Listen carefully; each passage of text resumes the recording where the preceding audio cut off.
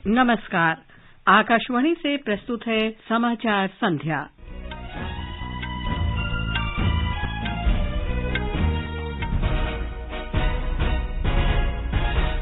प्रधानमंत्री नरेंद्र मोदी ने कहा, वर्ष 2022 में भारत की सफलता से विश्व में उसका विशेष स्थान बना।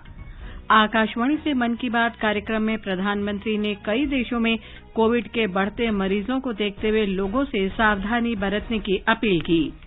प्रधानमंत्री ने कहा, भारत जल्द ही कालाजार बीमारी से मुक्त हो जाएगा। गुरु गोविंद सिंह के 2 पुत्रों के शहीदी दिवस की याद में कल पहला वीर बाल दिवस मनाया जाएगा। पुष्प कमल दहल प्रचंड तीसरी बार नेपाल के प्रधानमंत्री बने। और क्रिकेट में भारत ने मेजबान बांग्लादेश को हराकर 2 टेस्ट मैच की श्रृंखला जीती। समाचार संध्या के साथ मैं लवली निगम। प्रधानमंत्री नरेंद्र मोदी ने कहा है कि भारत 2022 में दुनिया की 5वीं सबसे बड़ी अर्थव्यवस्था बन गया है। उन्होंने कहा कि देशवासियों को गर्व है कि इस वर्ष देश ने हर क्षेत्र में प्रमुख उपलब्धियां प्राप्त की हैं। आकाशवाणी से मन की बात कार्यक्रम में श्री मोदी ने कहा कि हर क्षेत्र में मिली अपार सफलताओं ने देश को विश्व में विशेष स्थान दिलाया है। 2022 यानी भारत द्वारा दुनिया की 5वीं सबसे बड़ी अर्थव्यवस्था का मुकाम हासिल करना।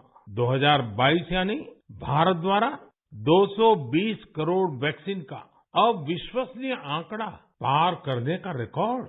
2022 यानी भारत द्वारा निर्यात का $400 बिलियन का जादुई आंकड़ा पार कर जाना। 2022 यानी देश के जन जन द्वारा आत्मनिर्भर भारत के संकल्प को अपनाना, जी कर दिखाना। 2022 यानी भारत के पहले स्वदेशी एयरक्राफ्ट कैरियर INS विक्रांत का स्वागत। 2022 यानी स्पेस, ड्रोन और डिफेंस सेक्टर में भारत का परचम। प्रधानमंत्री ने भारतीय युवाओं के खेल के क्षेत्र में बेहतर प्रदर्शन पर प्रसन्नता व्यक्त की। प्रधानमंत्री ने लोगों की शक्ति, सहयोग और संकल्प की सराहना करते हुए कहा कि ये वर्ष एक भारत श्रेष्ठ भारत की भावना बढ़ाने के लिए जाना जाएगा। श्री मोदी ने अगस्त में आयोजित हर घर तिरंगा अभियान के बारे में विशेष चर्चा की। प्रधानमंत्री ने कहा कि 2023 में G20 का उत्साह हमें नई ऊंचाइयों पर लेकर जाना है। इस साल भारत को G20 समूह की अध्यक्षता की जिम्मेदारी भी मिली है। मैंने पिछली बार इस पर विस्तार से चर्चा भी की थी। साल 2023 में हमें G20 के उत्साह को नई ऊंचाई पर लेकर जाना है। इस आयोजन को एक जन आंदोलन बनाना है।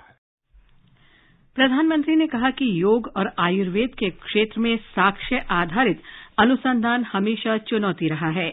उन्होंने इस बात पर प्रसन्नता व्यक्त की कि साक्ष्य आधारित औषधि के युग में अब योग और आयुर्वेद आधुनिक युग की जांच और कसौटियों पर खरे उतर रहे हैं। प्रधानमंत्री ने हाल ही में गोवा में आयोजित विश्व आयुर्वेद कांग्रेस की भी चर्चा की। प्रधानमंत्री ने कहा कि देश ने पिछले कुछ वर्षों के दौरान स्वास्थ्य क्षेत्र में बड़ी चुनौतियों पर विजय प्राप्त की है। उन्होंने इसका श्रेय चिकित्सा विशेषज्ञों, वैज्ञानिकों और देशवासियों को दिया। उन्होंने कहा कि भारत से चेचक और पोलियो जैसी गंभीर बीमारियां समाप्त हो गई हैं। श्री मोदी ने कहा कि कालाजार बीमारी भी समाप्ति के कगार पर है। कालाजार का प्रकोप 4 राज्यों के 50 से अधिक जिलों में फैला हुआ था, लेकिन अब ये बीमारी बिहार और झारखंड के 4 जिलों तक ही सिमट कर रह गई है। मुझे विश्वास है बिहार, झारखंड के लोगों का सामर्थ्य, उनकी जागरूकता इन 4 जिलों से भी कालाजार को समाप्त करने में सरकार के प्रयासों को मदद करेगी। प्रधानमंत्री ने कहा कि सरकार वर्ष 2025 तक भारत को टीबी मुक्त करने के लिए भी काम कर रही है। प्रधानमंत्री ने कहा कि गंगा नदी को स्वच्छ बनाने के लिए 8 वर्ष पहले नमामि गंगे अभियान शुरू किया गया था। उन्होंने कहा कि ये गौरव की बात है कि भारत की इस पहल की आज दुनिया भर में सराहना हो रही है।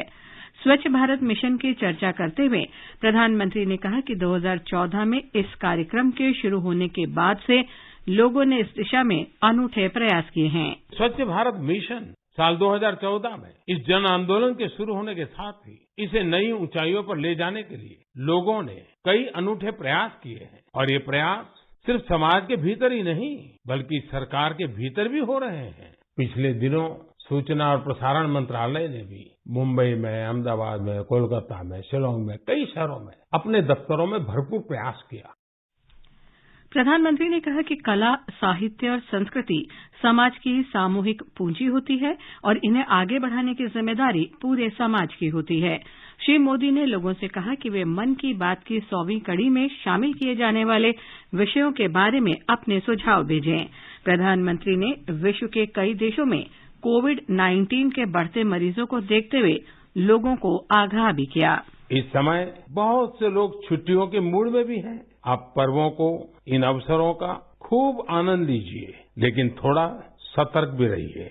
आप भी देख रहे हैं कि दुनिया के कई देशों में कोरोना बढ़ रहा है, इसलिए हमें मास्क और हाथ धुलने जैसी सावधानियों का और ज्यादा ध्यान रखना है। हम सावधान रहेंगे तो सुरक्षित भी रहेंगे और हमारे उल्लास में कोई रुकावट भी नहीं पड़ेगी।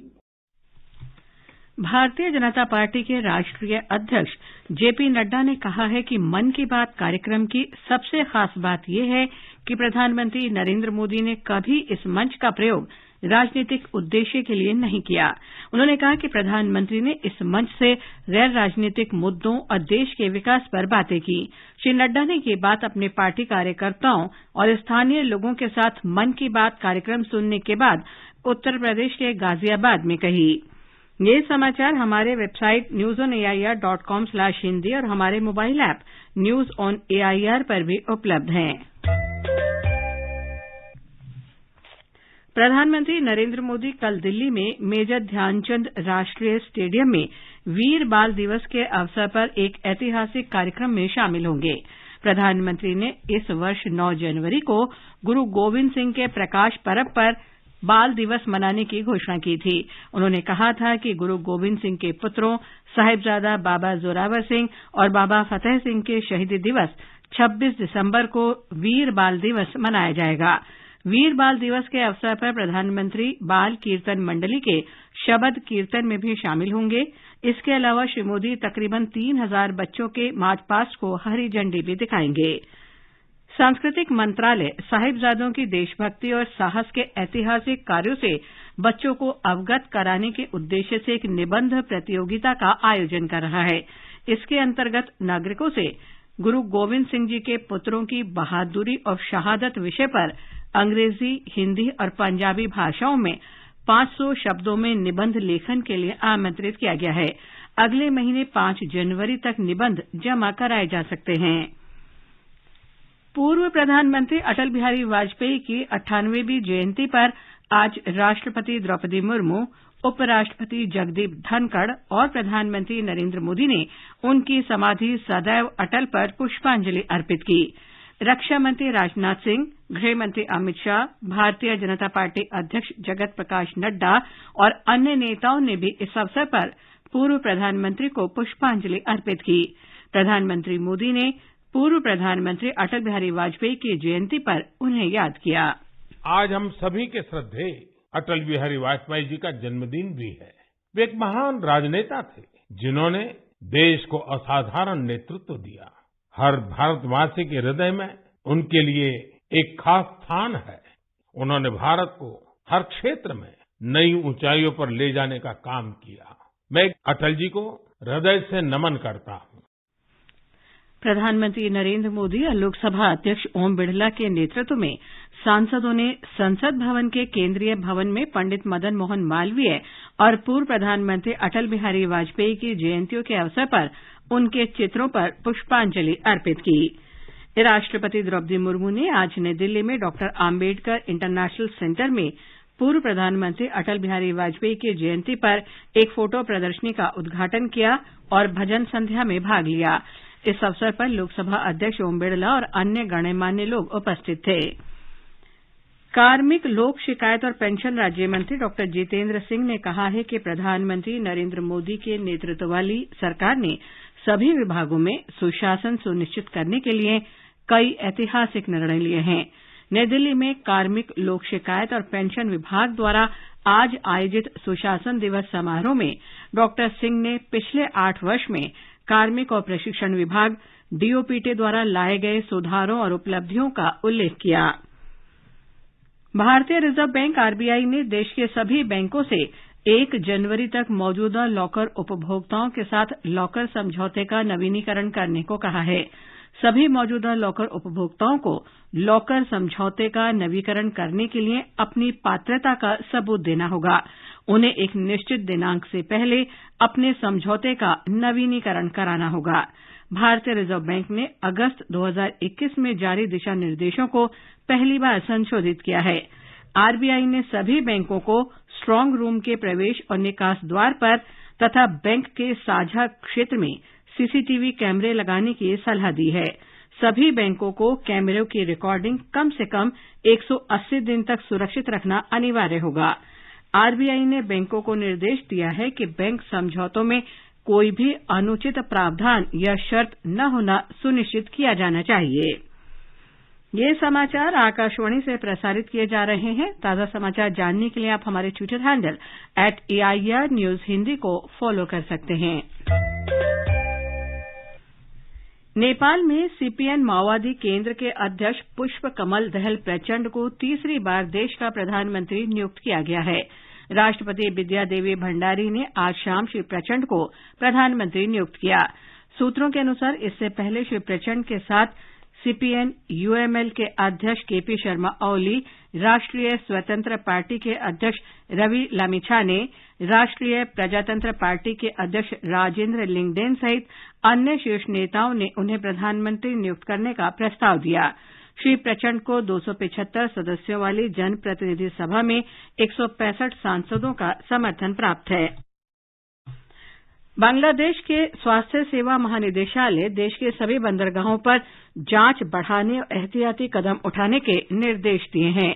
यूनाइटेड न्यूज ऑफ बांग्लादेश के अनुसार स्वास्थ्य महानिदेशालय ने संबद्ध संस्थाओं को निगरानी बढ़ाने और चीन, भारत, जापान, दक्षिण कोरिया, अमेरिका, फ्रांस और जर्मनी जैसे देशों से बांग्लादेश आने वाले लोगों की जांच बढ़ाने के निर्देश दिए हैं। ईसाई धर्म के प्रवर्तक जीसस क्राइस्ट के जन्मदिन के अवसर पर क्रिसमस दुनिया भर में श्रद्धा और उल्लास से मनाया जा रहा है। इस अवसर पर गिरजाघरों में प्रार्थनाएं आयोजित की गई हैं।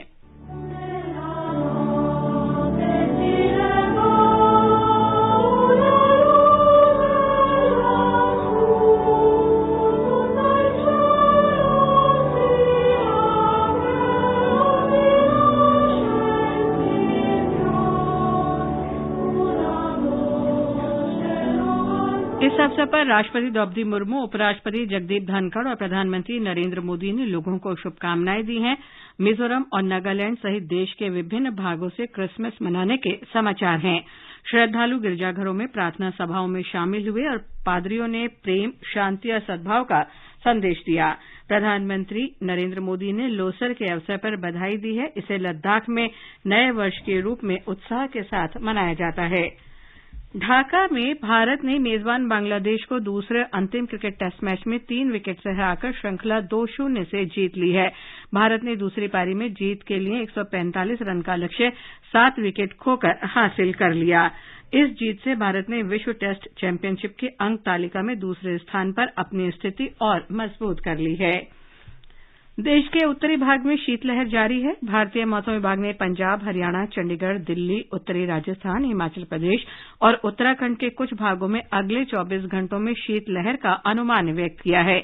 मौसम विभाग ने पंजाब, हरियाणा और उत्तरी राजस्थान में अगले 24 घंटे में घने कोहरे की भी संभावना व्यक्त की है। अंत में मुख्य समाचार एक बार फिर। प्रधानमंत्री नरेंद्र मोदी ने कहा, वर्ष 2022 में भारत की सफलता से विश्व में उसका विशेष स्थान बना। आकाशवाणी से मन की बात कार्यक्रम में प्रधानमंत्री ने कई देशों में कोविड के बढ़ते मरीजों को देखते हुए लोगों से सावधानी बरतने की अपील की। प्रधानमंत्री ने कहा, भारत जल्द ही कालाजार बीमारी से मुक्त हो जाएगा। गुरु गोविंद सिंह के 2 पुत्रों के शहीदी दिवस की याद में कल पहला वीर बाल दिवस मनाया जाएगा। पुष्प कमल दहल प्रचंड तीसरी बार नेपाल के प्रधानमंत्री बने और क्रिकेट में भारत ने मेजबान बांग्लादेश को हराकर 2 टेस्ट मैच की श्रृंखला जीती। इसके साथ ही समाचार संध्या का ये अंक समाप्त हुआ। नमस्कार।